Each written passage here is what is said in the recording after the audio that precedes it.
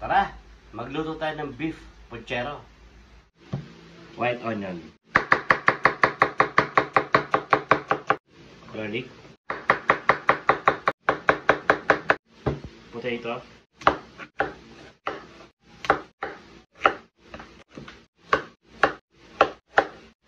Chorizo.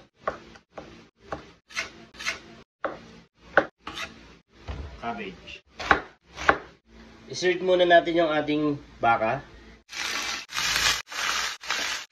Sa kabilang side naman yung ating i-seared.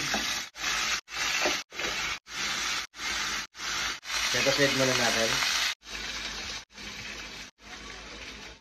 Sa same pan kung saan natin niluto yung ating beef, sautein na natin yung onion at garlic.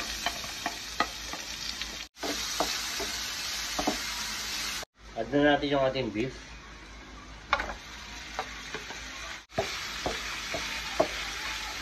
Ilagay na natin yung ating bay leaf.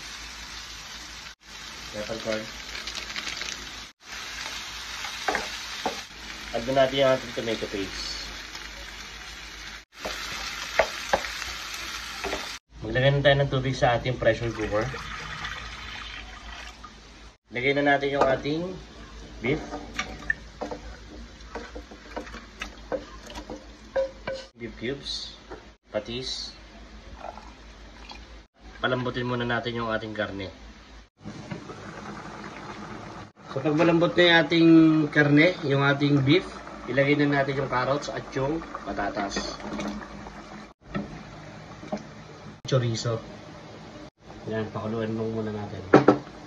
Ilagay na natin yung ating garbanzos.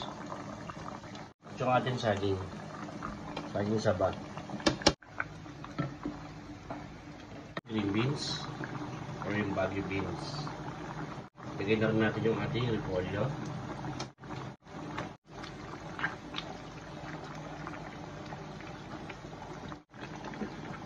Pechay Tagalog. Pechay.